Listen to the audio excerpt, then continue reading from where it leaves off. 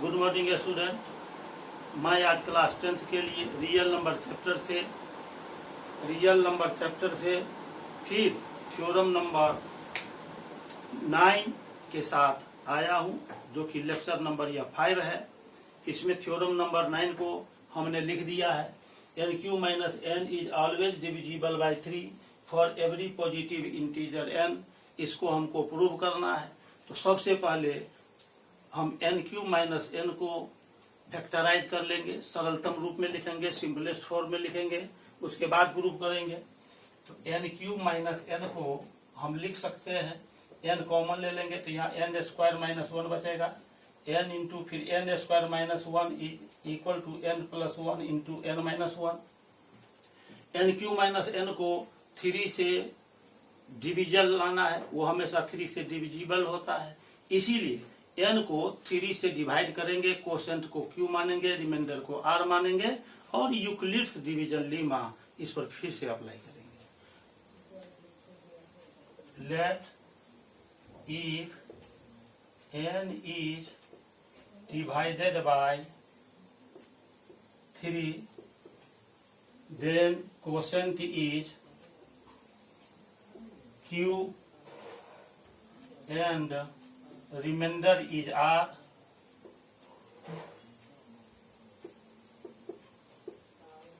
अब Euclid's division lemma apply करेंगे। According to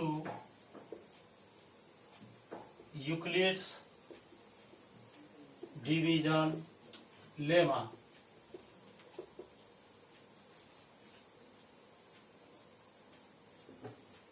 यहाँ पर डिविडेंड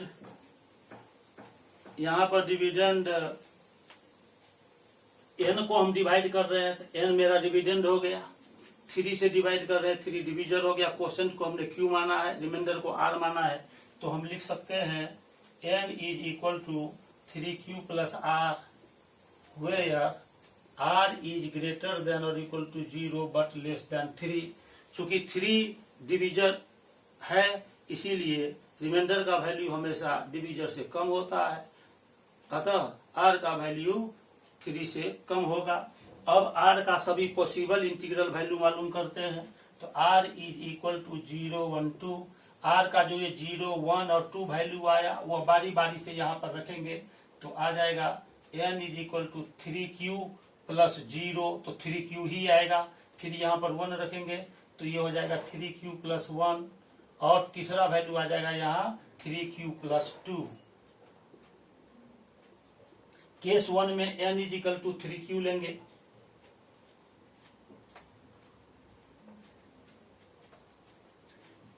अब हम केस 1 लेते हैं। केस 1 में आ जाएंगे। केस 1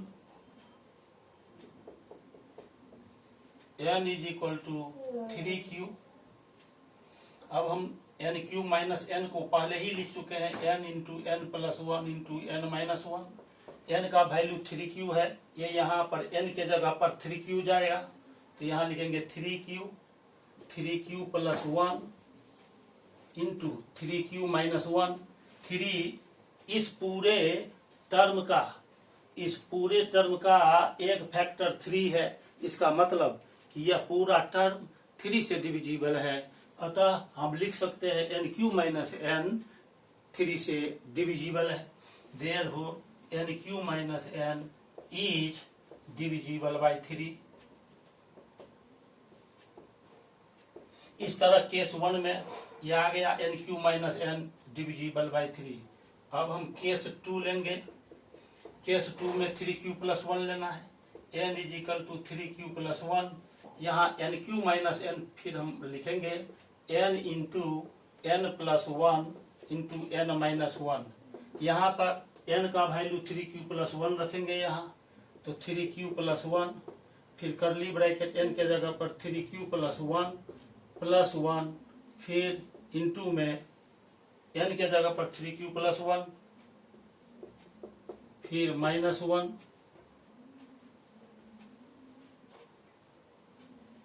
इस तरह से NQ माइनस n बराबर यहाँ हो जाएगा 3q प्लस 1, ये प्लस 1 2, तो इस तरह से हमको मिलेगा 3q प्लस 2 +1 -1 कैंसिल हो जाएगा, तो यहाँ पर आ जाएगा इंटू 3q।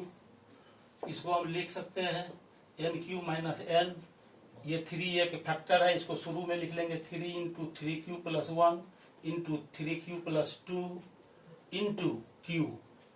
यहाँ भी हम देखते हैं कि इस पूरे टर्म का एक फैक्टर 3 है, इसीलिए यह पूरा टर्म 3 से डिविजिबल होगा। मतलब ये हुआ NQ - N 3 से डिविजिबल है।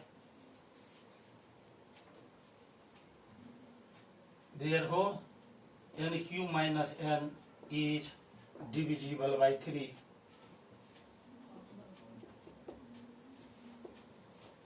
अब केस 3 लेते हैं। केस 3 में n का तीसरा वैल्यू हमने लाया था n = 3q + 1। पुनः हम लिखेंगे NQ - N = n into n + 1 into n - 1। ये हमने यहाँ लिखा था NQ - N को। अब इसमें n के जगह पर 3q + 1 रखेंगे, n = 3q + 1 इंटू 3q + 1 + 1, फिर इंटू n के जगह पर 3q + 1, 3q + 1 - 1। अब इसको हम आगे बढ़ेंगे तो ये आ जाएगा 3q + 1 इंटू 3q + 1 + 1 + 2 +1 - 1 कैंसिल, बच गया 3q। हम 3q को पहले लिख लेंगे 3q into 3q + 1 into 3q + 2। यहाँ भी एक इस पूरे टर्म का एक फैक्टर 3 है, मतलब यह पूरा टर्म 3 से डिविजिबल है। अतः हम कह सकते हैं कि NQ - N 3 से डिविजिबल है। Therefore, NQ - N is divisible by 3। इस प्रकार हम तीनों केस में ये पाते हैं, तीनों केस में हम पाते हैं कि NQ - N 3 से डिविजिबल है। जहां पर n कोई भी पॉजिटिव इंटीजर है तो हम लिख सकते हैं cases 1, 2 and 3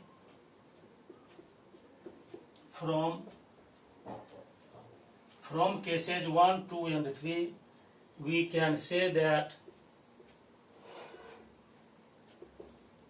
NQ - N is exactly divisible by 3 where n is any positive integer. ये प्रूव्ड हो गया। इस तरह से हमने थ्योरम 9 को प्रूव कर लिया है। इसी से मिलता जुलता हम ट्राई और सेल्फ में, यानी आपको खुद प्रैक्टिस के लिए एक थ्योरम दे रहे हैं, वो थ्योरम नंबर 10 है।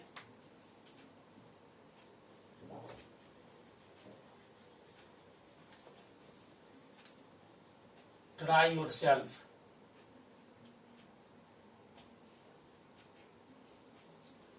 Theorem number 10 is n² minus n is exactly divisible by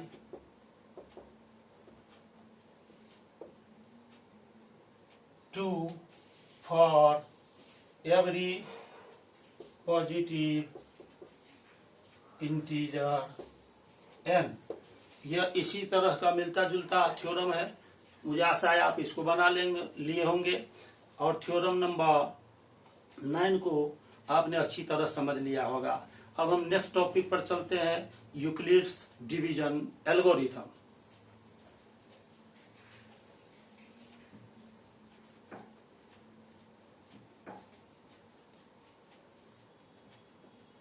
next point is Euclid's division algorithm.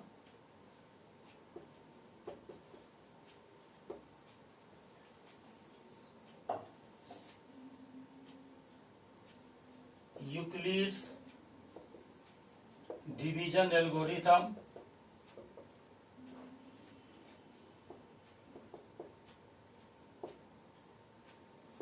is a series of well-defined steps which gives the procedure to find the HCF of two positive integers। मतलब ये हुआ कि Euclid's division algorithm एक series है well defined step का, जिसमें हम किसी भी दो पॉजिटिव इंटीजर का एचसीएफ निकालते हैं। उसके लिए ये यूजफुल है। मैं अब इसको यूक्लिड्स डिवीजन एल्गोरिथम को एक एग्जाम्पल की सहायता से आपको समझाऊंगा। इसके लिए हम एक क्वेश्चन लेते हैं। क्वेश्चन है फाइंड द एचसीएफ ऑफ, यहाँ पर कोई भी टू पॉजिटिव इंटीजर हम ले लेते हैं। फर्स्ट नंबर हम लेते हैं 8624 एंड दूसरा हम पॉजिटिव इंटीजर लेते हैं 10,829। इस दोनों का हमको यूक्लिड्स डिवीजन एल्गोरिथम की सहायता से एचसीएफ निकालना है। तो एचसीएफ निकालने के लिए पहले हम बड़े नंबर को छोटा नंबर से डिवाइड करते हैं। तो अब हम इसको डिवाइड करेंगे।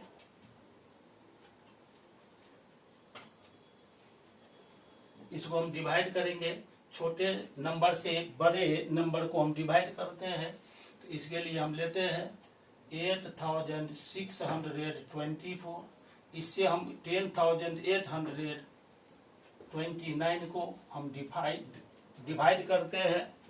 अब इसको हम डिवाइड करेंगे तो वन टाइम में लगेगा, तो ये हो जाएगा 8624 माइनस करेंगे, यहाँ 5 आएगा, यहाँ 0, यहाँ 2 आएगा और यहाँ 2 आएगा। तो इस तरह डिवाइड करने पर 2205 आया, 2205।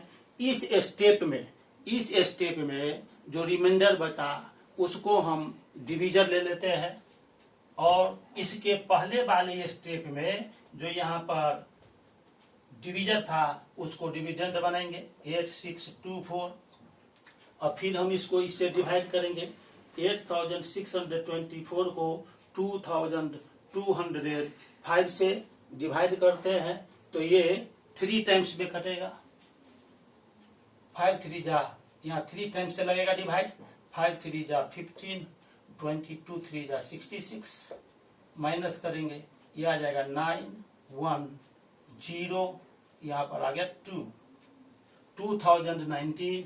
अब इसके ठीक पहले वाले स्टेप में जो यहाँ पर डिवीजर था उसको हम डिविडेंड बनाएंगे। यहाँ पर 2205 को लिखेंगे। अब यहाँ पर 2019 है, यहाँ पर 2205 है, तो वन टाइम से हम इसको डिवाइड करेंगे। तो यहाँ 1 लिखेंगे, 2019 माइनस करेंगे, 15 माइनस 9 6, ये बच गया 9 माइनस 1 8, 186। इस तरह यहाँ पर रिमाइंडर आ गया, 15 minus 9 6, 9 minus 1 is equal to 8, ये 1 बचा 186। यहाँ पर सब्ट्रैक्शन को चेक कर रहे हैं। फिर 14 माइनस 5 9, 1 माइनस 1, यहाँ 0 आएगा, ये हो जाएगा 2009। 15 माइनस 9 6, यहाँ पर बच जाएगा ये 9, ये 1 बच गया, 196 आया। इस तरह फिर यहाँ पर हम ये जो मेरा डिवीजर है, इस डिवीजर को अब इस स्टेप में हमको डिविडेंड लेना है, यहाँ पर लिखेंगे 2009, इसको डिवाइड करना है, 1 टाइम में यहाँ से लगेगा 196, यहाँ बच गया 4, यहाँ पर आ गया 9। अब यहाँ ये 49 196 से डिविजिबल नहीं है, तो यहाँ पर हम 0 रखेंगे, यहाँ 0 रखेंगे, यहाँ 0 आएगा, माइनस करेंगे 49, यहाँ पर रिमाइंडर 49 बचा। इस 49 को अब हमको डिविजर लेना है, और इसके पहले वाले स्टेप में जो डिविजर था उसको अब डिविडेंड लेंगे, तो 196। अब इससे हम इसको डिवाइड करते हैं 49 से 196 को, तो 4 टाइम्स में ये डिविजिबल हो जाएगा। 4 9 जा 36, 3 4 4 जा 16, 3 19, यहाँ रिमाइंडर 0 आ गया। अब इस पूरे डिवीजन के प्रोसेस को हम स्टेप वाइज लिखते हैं। स्टेप 1, यहां से हम लागू करेंगे यूक्लिड्स डिवीजन लेमा। 10829 को हम लिख सकते हैं 8624 इंटू 1 और प्लस 2205। स्टेप 2 लेंगे। अब इस स्टेप 2 में ये डिविडेंड है, तो इसको लिखेंगे 8624 is equal to 2205 into 3 plus 2009।